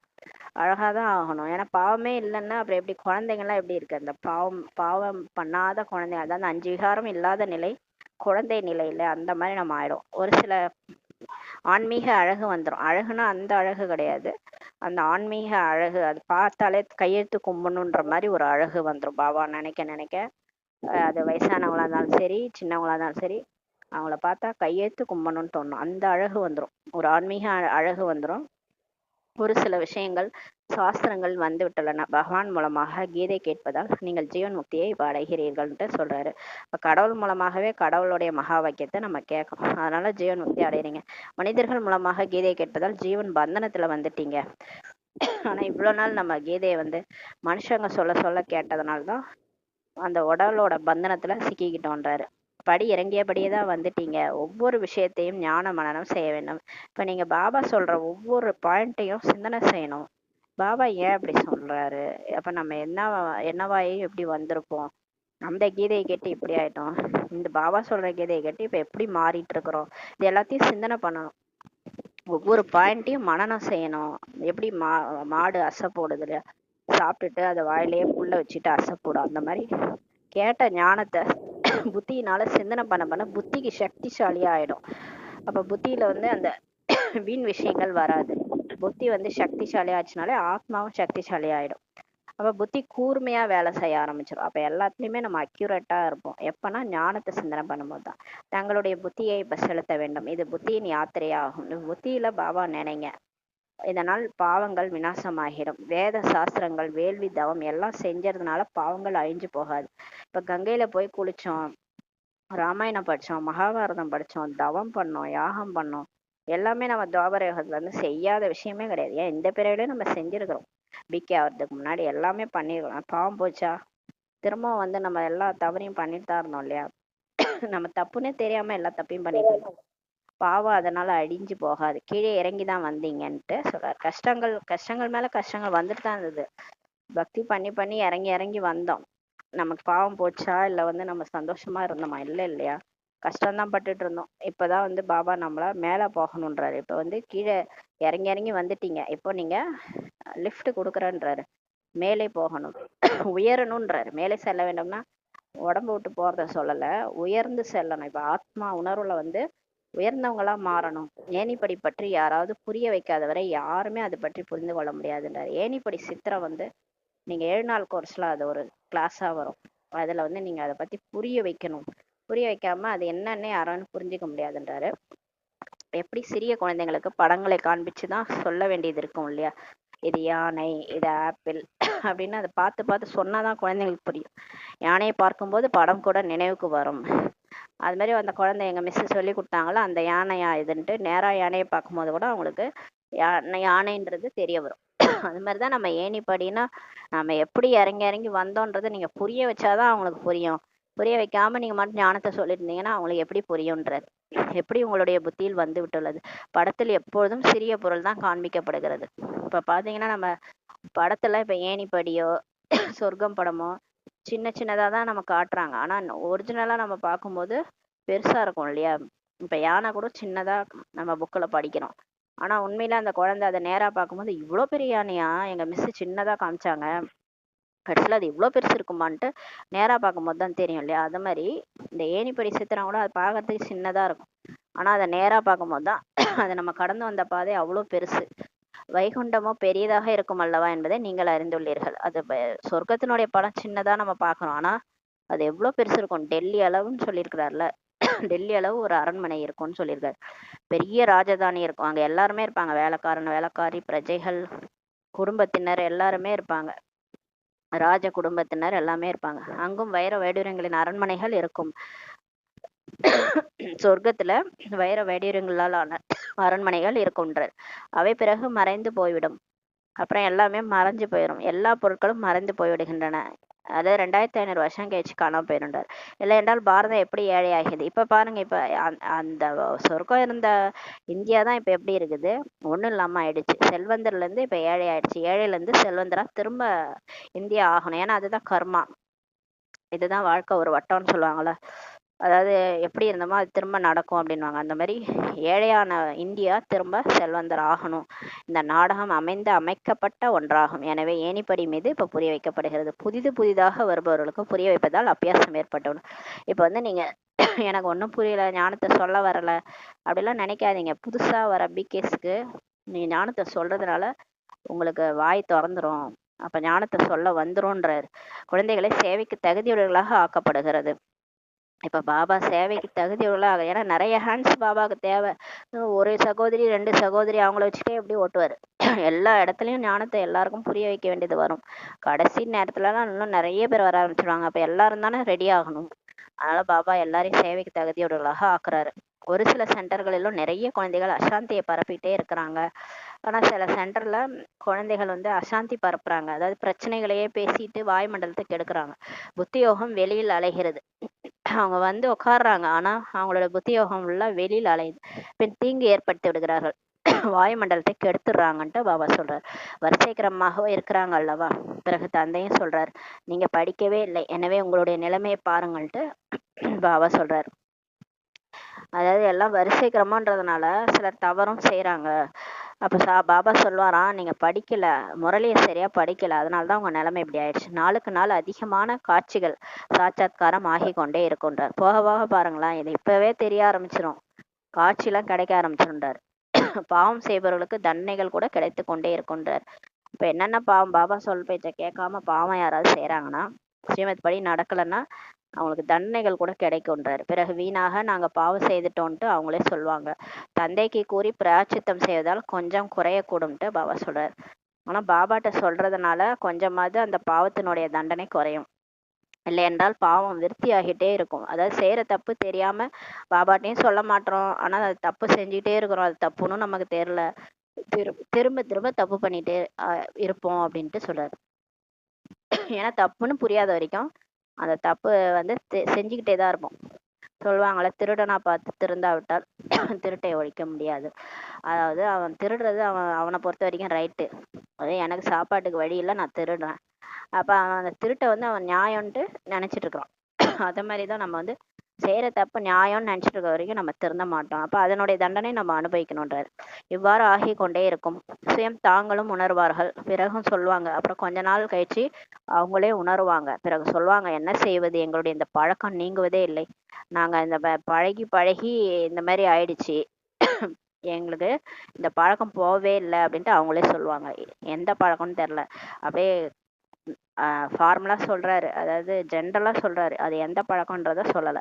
இதை விட வீட்டில் போய் இருக்கலான்ட்டு அவங்களே நினைச்சுக்குவாங்களாம். இங்க வந்து நான் இந்த தப்பை பண்றதுக்கு ஏதோ நான் வீட்டிலேயே இருக்கலான்ட்டு நினைப்பாங்களாம். ஒரு சிலரோ நன்றாக சேவை செய்யறாங்க, ஒரு சிலர் சேவைக்கு தீங்கு டிஸ்சர்வீஸ் கூட விளைவிக்கிறாங்க. நமது சேவையில் யார் யார் தைரியசாலிகளாக இருக்கிறார்கள் என்ற தந்தை வந்து பெயர்களை சொல்றாரு. இப்ப பாபாவே சொல்லுவாராம், சேவையில யார் யாரு தைரியசாலிகளா இருக்காங்க, மற்றபடி சண்டை ஆகியவற்றின் விஷயம் இங்க எதுவும் கிடையாது. மற்றபடி இங்க நம்ம போர் புரிய போறோமா, போரை பிடிச்சி போர் பண்ணிலாம் ராஜ்யம் பிடிக்க போறது இல்லை. அவங்க வந்து 2 பூனை சண்டை போட்டுக்கும், வெண்ணெய் வந்து கிருஷ்ணருக்கு, உலகராஜ்யம் கிருஷ்ணருக்கு. அவ்வளவுதான். நம்ம வந்து இங்க போர்லாம் புரிய போறது கிடையாது, சண்டையும் போட போறது கிடையாது. இது எல்லையில்லாத விஷயங்களாகும். நல்ல குழந்தைகளாக இருந்தார்கள் என்றால் தந்தை அவசியம் மகிமை கூட செய்வார். நம்ம நல்லவங்களா இருந்தானா பாபா மகிமை பண்ணுவாராம். குழந்தைகள் மிகவும் கருணை உள்ளம் கொண்டவர்களாக, நன்மை செய்பவர்களாக இப்ப ஆகணும். குருடர்களுக்கு கைத்தடி ஆக வேண்டும். இப்ப குருடங்க பாருங்களேன், அவங்களுக்கு கண்ணு தெரியாது. அவங்கள போய் நம்ம ஒரு கைத்தடியா இருந்தோன்னா அவங்க ஈஸியா நடந்து போயிடுவாங்க. அந்த மாதிரி மூன்றாவது கண் திறக்காதவங்களுக்கு 3வது கண்ணை திறக்கிறவங்களும் ஆகுங்க. அவங்களுக்கு ஆத்மான்னு புரிய வச்சு அவங்க வாழ்க்கை பாதையை அமைச்சு கொடுங்க. அவங்க எல்லாம் தற்கொலை பண்ணிட்டு சாகணும்னு நினைச்சிட்டு இருப்பாங்க. நீங்க போய் ஞானத்தை சொன்னா யாரும் சாக மாட்டாங்க. வாழ்க்கையை நடத்துறதுக்கு தெம்பு வந்துடும் அவங்களுக்கு. தந்தையை நினைவு செய்தீர்கள் என்றால் விக்கிரமங்கள் விநாசமாகும் என்று அனைவருக்கும் நீங்க வழி கூறணும். பாபா நினைச்சா பாவம் போயிடும் அப்படின்னு சொன்னாதானே அவங்க நினைச்சு அவங்க பாவம்லாம் போகும் இல்லையா? நம்ம ஒரு வழி மட்டும் காட்டி விட்டோன்னா போகும், எல்லாருடைய பாவமும் நீங்கிரும். பாவம் நீங்கிருச்சுன்னா உலகமே மாறிடும்ல. பாவாத்மா மற்றும் புண்ணிய ஆத்மா என்று சொல்றாங்க அல்லவா? அப்படின்றி உள்ளுக்குள் பரமாத்மா இருக்கிறார் அல்லது ஆத்மாவே பரமாத்மா ஆகிடுறார்களா என்பதில்லை. அதாவது சொல்லுவாங்க, பாவ பரமாத்மா புண்ணிய பரமாத்மா சொல்ல மாட்டாங்க, பாவாத்மா புண்ணிய ஆத்மான்னுவாங்க. ஜாதகத்துல எழுதுவாங்க பாவாத்மா புண்ணியவதி அப்படின்னா அவங்க புண்ணியம் பண்ணியிருக்கிறாங்க, போன ஜென்மத்துல பாவம் பண்ணியிருக்காங்க, புண்ணியம் பாவின்னு சொல்லுவாங்க. ஆத்மாவுக்கு தான் சொல்லுவாங்க. மற்றபடி பரமாத்மா தான் பாவம் பண்ணிக்கிறாரு புண்ணியம் பண்ணிக்கிறாரு சொல்ல மாட்டாங்க. அது மாதிரி எனக்குள்ளார பரமாத்மா இருக்கிறாரு, அது மாதிரி நானே தான் கடவுள் அப்படின்லாம் கிடையாதுன்ட்டு சொல்றாரு. இவையெல்லாம் தவறு ஆகும்ட்டு சொல்றாரு. பரமாத்மா மீது பாவம் ஏற்படுமா என்ன? நம்ம பாவம் செய்யறோம், நம்ம அனுபவிக்கிறோம். நமக்குள்ளார கடவுள் இருக்கிறாருன்னா அப்ப கடவுள் என்ன பாவம் செஞ்சாரா? அதான் கேக்குறாரு. எப்படின்னு அவர் கேக்குறாரு பாருங்க. அப்ப நான் என்ன பாவம் செஞ்சேனா? உங்களுக்குள்ளார நான் இருக்கிறேன்னா நீங்க அனுபவிக்கிறதுலாம் நான் அனுபவிக்கிறேன்னா என்ன அப்படின்னு கேக்குறாரு. பரமாத்மா மீது பாவம் ஏற்படுமா என்ன? அவருக்கும் நாடகத்தில் சேவை செய்வதற்கான பார்ட் இருக்குது. அதனால வராரு, ஒரு உடம்புல வந்துட்டு டக்குன்னு போயிடுறாரு. மனிதர்கள் தான் பாவாத்மா புண்ணியாத்மா ஆகுறாங்க. கடவுள் ஒன்றும் பாவம் பண்றதில்ல புண்ணியம் பண்றதில்ல. அவரு வராரு, அவரோட பார்ட்டு செஞ்சுட்டு போயிடுறாரு. யார் சதோ பிரதானமாக இருந்தாரோ அவரே தமோ பிரதானமாக இப்ப ஆகியிருக்கிறாங்க. அவருடைய உடலில் தான் பாபா வந்து தந்தை வந்து சதோ பிரதானமாக அவரை ஆக்குறார், மீண்டும் ஆக்குறார். அதாவது யாராவது ஒருத்தவங்க வெளியில இருந்தா தானே, சக்கர வியூகத்துல மாட்டாம இருந்தா தானே உள்ளார வந்து அவங்க சக்கர வியூகத்துல இருந்து தப்பிக்க வைக்க முடியும். இப்ப அபிமன்யு சக்கர வியூகத்துல மாட்டிட்டு செத்துட்டாருன்னு சொல்லுவாங்க. அர்ஜுனருக்கு வெளியே வர வழி தெரியும், அதனால வெளியே வந்துருவாரு. அந்த மாதிரி இப்ப கடவுள் வெளியே இருக்கிறாரு, அதனால்தான் நம்மள வந்து இந்த பிறப்பிறப்பு சூழல்ல இருந்து தப்பிக்க வைக்கிறாரு. அதுக்காக பிரம்மா உடல்ல வந்து நமக்கு வழி சொல்லி அவரையும் மாத்துறாரு, நம்மளையும் மாத்துறாரு. எனவே அவருடைய வழிப்படி நடக்க வேண்டும் அல்லவா? அந்த பிறப்பு இழப்பு சூழல்ல இருந்து தப்பிக்கணும்னா ஸ்ரீமத் படி நடக்கணும் தானே. ஏன்னா மனித வழிப்படி நடந்து நடந்து நம்ம என்ன ஆனோம்? திரும்ப திரும்ப இங்கேதான் பிறந்துட்டு செத்து பிறந்து செத்து இங்க இந்த சக்கர வியூகத்துல மாட்டிக்கிட்டோம். இப்ப இதுல இருந்தெல்லாம் விடுவிச்சு வெளியே போகணும்னா கடவுளுடைய வழிப்படி நடக்கணும். இப்போது தந்தை குழந்தைகளாக உங்களை விசால புத்தியுடையவராக ஆக்கியிருக்கிறாரு. ராஜதானி எப்படி ஸ்தாபனை ஆகிட்டு இருக்குது என்பதை இப்போது நீங்க தெரிஞ்சுட்டீங்கன்ட்டு பாபா சொல்றாரு. இப்ப நம்ம எல்லாமே புரிஞ்சுக்கிட்டோம் எப்படி ராஜதானி உருவாகுதுன்ட்டு. தந்தை தான் பிரம்மாவின் உடலில் வந்து பிரம்மா வம்சாவளி குழந்தைகளுக்கு ராஜயோகம் சொல்லி கொடுத்து தேவி தேவதையாக ஆக்குறார். கடவுள் தான் வராரு பிரம்மா உடல்ல அவதரிச்சு பிகேஸ்களுக்கு ராஜயோகம் சொல்லி கொடுத்து தேவி தேவதையாக ஆக்குறார். வேற யாரும் எந்த மனுஷனும் இதை செய்யல. மீண்டும் மறுஜென்மம் எடுத்து படி இறங்குறாங்க. ஆனா அவர் என்னதான் சொல்லி கொடுத்து கொண்டு போய் உட்கார வச்சாலும் சொர்க்கத்துல இவங்க திரும்ப மறுபிறவி எடுத்து எடுத்து இறங்கி வந்துடுறாங்க. இப்போது மீண்டும் எல்லாமே திரும்ப நடைபெறும்ட்டு சொல்றேன். இப்ப நம்ம சொர்க்கத்துக்கு போக போறோம், திரும்ப நம்ம இறங்கி இறங்கி நம்ம துவாபர யுகத்துல இருந்து மனுஷன் ஆயிடுவோம், திரும்ப எல்லாமே நடக்க போகுது.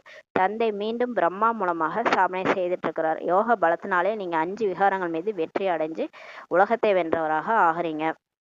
இப்ப நம்ம திரும்ப வந்து பாபா வந்து நமக்கு பிரம்மா மூலமா ஆஸ்தி கொடுக்குறாரு, ஸ்தாபனை பண்ணிட்டு இருக்கிறாரு. அவரை நினைச்சு நினைச்சு யோகா மூலமாக நம்ம இந்த 5 விகாரங்கள் மீது வெற்றி அடைய போறோம். காமம் கோபம் பற்று ஆசை அகங்காரத்தை வெற்றி அடைஞ்சு வீட்டிலேயே இருந்து வெற்றி அடைய போறோம். வெற்றி அடைஞ்சு உலகையே வென்ற நம்ம என்னைக்கு மாறுறோமோ அப்ப இந்த உலகம் முடிஞ்சிடும். நம்ம எல்லாரும் 5 விகாரத்தை வெல்லும் போது உலகம் வந்து முடிஞ்சிடும். உலகத்தை வென்றவராக ஆகுறீங்க. மற்றபடி யுத்தங்கள் போன்ற எந்த விஷயமும் கிடையாது. மற்றபடி நம்ம போயிட்டு சண்டைலாம் போட மாட்டோம் யாரு கூடயும். எந்த யுத்தமும் நமக்கு கிடையாது. வெளியில உள்ளவங்களுக்கு தான் யுத்தம், நமக்கு வந்து மாயாவோட தான் மித்தம். தினம் தினம் நமக்கு இந்த காமம் கோபம் பற்று ஆசை அகங்காரம். கோபப்படக்கூடாதுன்னு நினைப்போம். யாராவது வந்து கருவியா திடீர்னு உள்ள வந்து நமக்கு ஒரு ட்ரிகர் பண்ணி விடுவாங்க. அவங்க தான் ட்ரிகரா டெஸ்ட் பேப்பரா வருவாங்க. அவங்க மூலமா நமக்கு டென்ஷன் ஆகும், அவங்க மூலமா நம்ம கோவப்படுவோம். கோவப்பட்டா நம்ம உடம்பு தான் வீணா போகும், நம்ம ஆத்மாலையும் விகாரம் படிஞ்சிடும். ஆனா இது நம்ம தெரிஞ்சும் நமக்கு டெஸ்ட் பேப்பர் நிறைய வரும். ஆமா, அதை வெல்லணும். இதுதான் நமக்கு மல்யுத்தம். மாயாவுடைய மல்யுத்தம் வந்து மன போராட்டம் தான். மனசு புத்தி கூட தான் போராட்டம். நம்ம அதை விடணும்னு நினைப்போம், ஆனா விட முடியாம நம்ம போராட்டம் பண்ணிட்டு இருக்கிறோம். ஆனா பாபா நினைச்சா, பாபா எவ்வளவு அதிகமா நம்ம யோகா பண்றோமோ அந்த அளவுக்கு நம்மளால ஜெயிக்க முடியும். இந்த 5 விகாரத்தை யார் டெஸ்ட் பேப்பரா வந்தா கூட கவலையே பட மாட்டோம், கோவப்படாம இருப்போம். எதுலயும் 5 விகாரத்துல மாட்டாம சிக்காம தப்பிக்க முடியும்னா கிருஷ்ணரால தான் முடியும். கிருஷ்ணர் அந்த 5 விகாரத்தின் மேல டான்ஸ் ஆடினார்ல, டான்ஸ் ஆடிக்கிட்டு இருந்தாருன்னா 5 விகாரத்தை வென்று இருக்கிறாரு. புல்லாங்குழல் இசைனா முரளி படிச்சு படிச்சு அவங்க வந்து முரளியோட இசையில மயங்கி 5 விகாரத்தை வென்றுட்டாங்க. அதனாலதான் அவர் முரளியை வாசிச்சுட்டே 5 தலைப்பாம்பு மேல டான்ஸ் ஆடுறாருன்னு காட்டியிருப்பாங்கன்னா, கிருஷ்ணர் அந்த முரளியை வாசி அந்த 5 விகாரத்துல இருந்து தவிச்சிட்டாரு. ஏன்னா விதவிதமான டெஸ்ட் பேப்பர் வரும், அது எல்லாத்தையும் நம்ம எப்படி தப்பிக்க முடியும்னா முரளியை படிச்சு படிச்சு பாபா நினைவுல இருந்தனாலே 5 விகாரத்தை வெல்ல முடியும். நல்லது. இனிமையான காணாமல் போய் வெகு காலம் கழித்து கண்டெடுக்கப்பட்ட குழந்தைகளுக்கு தாயும் தந்தையுமாகிய பாப்தாதாவின் அன்பு நினைவுகள் மற்றும் காலை வணக்கம். ஆன்மீக குழந்தைகளுக்கு ஆன்மீக தாய் தந்தை நமஸ்காரம். நாம் ஆன்மீக குழந்தைகள் ஆன்மீக தாய் தந்தைக்கு நமஸ்காரம். பாபா தாரணைக்கான முக்கிய சாரம். ஃபர்ஸ்ட் பாயிண்ட், பந்தனத்திலிருந்து விடுபட்டவராக ஆகி தந்தையின் சேவையில் ஈடுபட்டு விட வேண்டும். அப்போதுதான் உயர்ந்த பாக்கியம் அமையும். கருணை உள்ளமுடையவராக ஆகி அநேகருக்கு வழிகாட்ட வேண்டும். குருடர்களுக்கு கைதடி ஆக வேண்டும்ட்டு சொல்றாரு. 2வது பாயிண்ட், குருடர்கள்னா 2 கண்ணு தெரியாதவங்கள பாபா சொல்ல, 3வது கண் மூடி இருக்குல்ல, தன்னை ஆத்மானு புரியாம உடல் உணர்வுல வாழ்ந்துட்டு இருக்காங்கள, அவங்களுக்கு போய் கைத்தடி ஆகணும். ஞானத்தை சொல்லி புரிய வச்சு 3வது கண்ணை திறக்கக்கூடியவங்களா மாறணும்ட்டு சொல்றாரு. நம்ம இதெல்லாம் தப்பா புரிஞ்சிக்க கூடாது. நிறைய பேர் நிறைய வீட்டுக்கு போகணும், எந்த வீட்டுக்கு போகணும்னு தெரியாமலே கேட்டுட்டு இருந்திருக்காங்க. அது மாதிரி நம்ம இந்த மாதிரி ஒரு சில பாயிண்ட்ஸ்லாம் நிறைய பேருக்கு புரியவே மாட்டுது. குருடர்களுக்கு கைத்தடினா அந்த 2 கண்ணு இல்லாத குருடரை பாபா சொல்லல, 3வது கண் ஆத்மானு புரிஞ்சுக்காம உடல் உணர்வுல வாழ்ந்துட்டு இருக்கிறவங்களுக்கு நீங்க ஞானத்தை புரிய வச்சு அவங்கள வந்து அதை வெளியே அந்த 3வது கண்ணை ஓப்பன் பண்ணணும். அததான் சொல்றாரு. 2வது பாயிண்ட், இந்த சரீரத்தின் மீதுள்ள பற்றை நீக்கி உயிருடன் இருந்தே இறக்க வேண்டும். இப்ப நான் அந்த உடம்பல்ல, நான் ஆத்மா. கடைசியில நம்ம எல்லாத்தையும் விட்டுருவோம். கடைசி ஸ்டேஜ்ல நம்ம வந்து எல்லாமே மறந்துடும், கூட இருக்கிறவங்க உறவினர்கள். ஏன்னா நம்ம தான் உயிரை விட்டு போறோம் இல்லையா, நம்ம உடம்பு விட்டு போறோம் போது எதுவுமே ஞாபகம் வராது. ஆனா இந்த உடம்பை விட்டுட்டு போறதுக்கு தான் போராட்டமே நடக்கும். ஏன்னா இந்த 5 தத்துவங்களான உடம்பை விட்டு நமக்கு, ஏன்னா நம்ம உடல்னு நம்ம இந்த உடலை தான் ரொம்ப பற்று வச்சிருக்கிறோம். எல்லாத்தோட பற்று இந்த உடம்பு மேலதான் இருக்கு. அதனாலதான் பாபா இப்போல இருந்தே அந்த பயிற்சி செய்ய சொல்றாரு. நான் ஆத்மா, இந்த உடல் அல்ல, இந்த உடலை இயக்கிற சக்தி நான் அப்படின்னு அடிக்கடி இந்த பயிற்சி பண்ணும்போது ஈஸியா நீங்க அந்த உடலை விட்டு போயிடலாம். அந்த எப்படி வானல்ல இருந்து அல்வா திரண்டு வருதோ அந்த மாதிரி ஆத்மா விடுபட்டு இருக்கும்போது, பரிசா மாதிரி இருக்கும்போது ஈஸியா அந்த உடம்பு விட்டு நம்ம போயிடுவோம். இந்த சரீரத்தின் மீது உள்ள பற்றை நீக்கி உயிருடனிருந்தே இப்ப இறக்க வேண்டும். ஏனெனில் இப்போது வீடு செல்ல வேண்டும். இப்ப பரந்தாமத்துக்கு நம்ம போயே ஆகணும். போலனாலும் போய் தான் ஆகணும். நிறைய பேர் இப்ப நிறைய பேர் செத்துறாங்களே, அவங்க விருப்பமாவ சாகுறாங்க, இருந்தாலும் செத்துதான் ஆகணும். அந்த டைம் வந்துட்டு அவங்க போய் தான் ஆகணும் இல்லையா. உடம்பு ஒத்துழைக்கல, உடம்புல நோய் வந்துருச்சுன்னா என்ன ஆயிடுது, அந்த உடலை விட்டு தான் ஆகணும். அந்த மாதிரி கடைசியா எல்லாரும் போய் தான் ஆகணும்ன்றது. இப்ப குண்டு போட்டாங்கன்னா எல்லாம் கூட இருக்கிறவங்களாம் செத்துட்டாங்க, நம்ம மட்டும் வாழ்ந்து என்ன பண்றதுன்ட்டு அப்படி அவங்க சாகலையேன்னு வருத்தப்படுவாங்க. ஐயோ நம்ம கூட இருந்தவங்களாம் போயிட்டாங்களே, நம்ம மட்டும் போகாம இங்க கடக்குறோம், இங்க இருந்து என்ன பண்றதுன்ட்டு அந்த மாதிரி நிலைமை வரும். அதனாலதான் சொல்றாரு, இப்ப எல்லாரும் போய் தான் ஆகணும். நோய்வாய்ப்பட்டு இருக்கும் பொழுது கூட ஒரு தந்தையின் நினைவு இருந்தது என்றால் பாவங்கள் அழிஞ்சு போயிடும்ட்டு சொல்றாரு. நீங்க உடம்பு சரியில்லைன்னு சில பேர் பாபா திட்டுவாங்க. பாபா திட்டக்கூடாது. அந்த டைம் நமக்கு ஒரு வாய்ப்பு கிடைச்சிது, பாபா நினைக்கணும், அதிகமா நினைக்கணும். உடம்பு சரியில்லைன்னா கூட பாபான்னு நினைக்கும் போது நம்ம பாவம் அழிஞ்சு போயிடும், அந்த நோயினுடைய தாக்கம் கூட கம்மியாயிடும்ட்டு சொல்றாரு. வரதானம், நன்மைக்கான பாவனையின் மூலம் ஆத்மாவின் சம்ஸ்காரங்களை மாற்றக்கூடிய நிச்சய புத்தியுடையவர் ஆகுக. இப்ப எல்லாரையும் நல்லதே நினைக்கணும். நன்மைக்கான பாவனை மூலம் மற்றவங்களுடைய சம்ஸ்காரங்களை கூட நம்மளால மாற்ற முடியும். அந்த மாதிரி மாற்றக்கூடிய நிச்சய புத்தியுடையவர் ஆகுகன்ற வரதானம் கொடுக்குறாரு. தந்தையின் மீது 100% நிச்சய புத்தி இருப்பது போன்று ஒருவர் எவ்வளவுதான் குழப்புவதற்கு நம்மளை முயற்சி செய்தாலும் அது முடியாது. அதே போன்று தெய்வீக குடும்பம் அல்லது உலக ஆத்மாக்களின் மூலம் ஒருவர் எவ்வளவு வேண்டுமென்றாலும் சோதனை செய்யட்டும், கோபப்பட்டு எதிர்ப்பு செய்யட்டும் அல்லது நிந்தனை செய்யட்டும், அதிலும் நீங்க குழப்பம் அடையக்கூடாது. இப்ப நமக்கு பாபா மேல 100% நிச்சய புத்தி இருக்குது இல்லையா? யார் வந்தாலும் நம்மள பிகேல இருந்து நான் பிகேவா ஆக்க முடியாது. ஏன்னா அந்த அளவுக்கு பாபா வந்துட்டாருன்ற செய்தி நமக்கு புரிஞ்சிருச்சு. பிரம்மா உடல்ல வந்திருக்கிறது சிவன் தான். அவரை தான் நம்ம கடவுளா தேடிட்டு இருந்தோம், பக்தி செஞ்சிட்டு இருந்ததெல்லாம் அவரை தான்.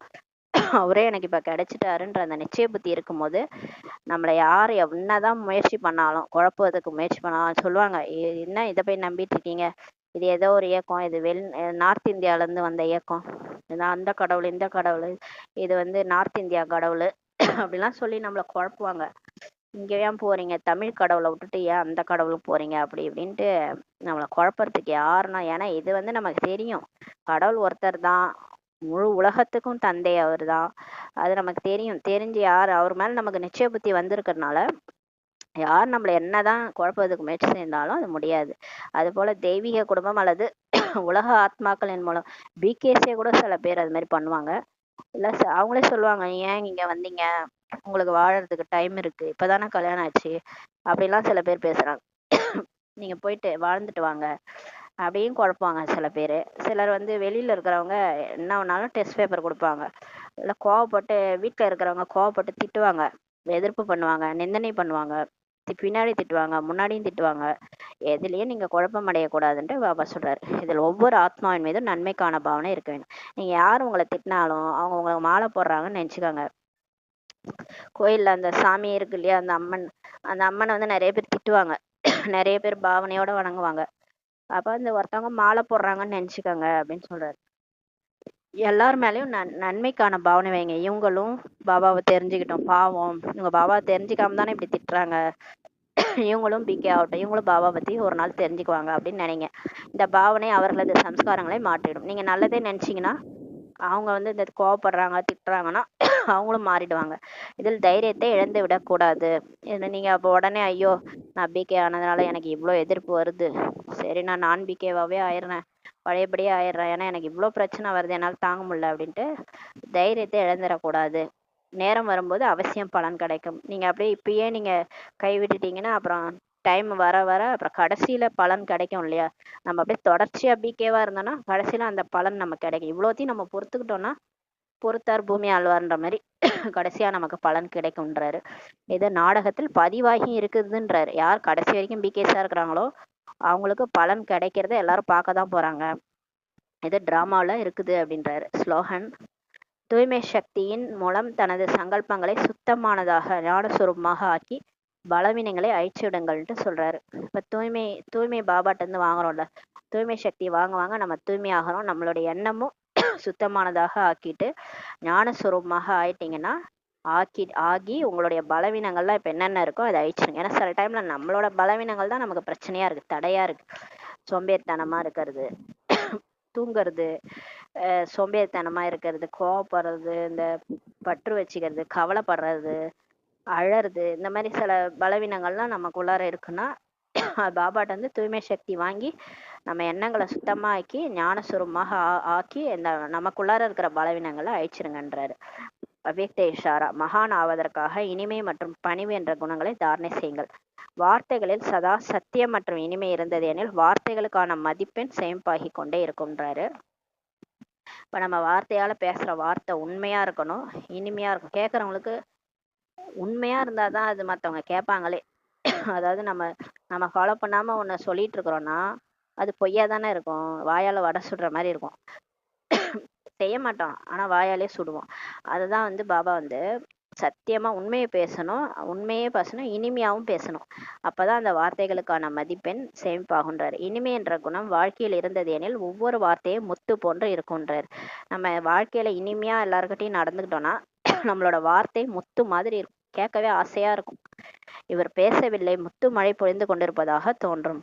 நம்ம பேசல, நம்மளோட வார்த்தையை அவங்களுக்கு மழை பொழியிற மாதிரி தெரியுமா. இப்படிப்பட்ட வார்த்தைகள் நாமும் பேச வேண்டும் என்று கேட்பவர்களும் பேசும் அளவிற்கு அவர்களது வார்த்தைகள் இருக்கும். யார் அந்த மாதிரி இனிமையா பேசுறாங்களோ அவங்க வார்த்தையை கேட்கும் போது இந்த மாதிரி நம்மளும் பேசணும்ட்டு தோணும். அனைவரும் கேட்டு கற்றுக்கொள்ளும் பின்பற்றக்கூடிய தூண்டுதல் கிடைக்கும். எல்லாரும் கேட்டு அதை மாதிரி நடந்துக்கணும், அதை ஃபாலோ பண்ணணும்ன்ற தூண்டுதல் கிடைக்கும். இப்படிப்பட்ட இனிய வார்த்தையின் வாயுமண்டலம் அனைவரையும் தானாகவே இருக்கும். யார் இந்த மாதிரி இனிமையான வார்த்தைகள் பேசுறாங்களோ அவங்கள நோக்கி எல்லாரும் வருவாங்க. அவங்க எல்லாரும் அவங்கள நோக்கி அந்த வாயுமண்டலம், அந்த வைப்ரேஷன், அந்த இடத்துக்கு எல்லாரையும் ஈர்க்கும் அந்த வாயுமண்டலம்ன்ட்டு சொல்றாரு. ஓம் சாந்தி. நன்றி பாபா, நன்றி ராமா, நன்றி பரிவாரம். ஓம் சாந்தி.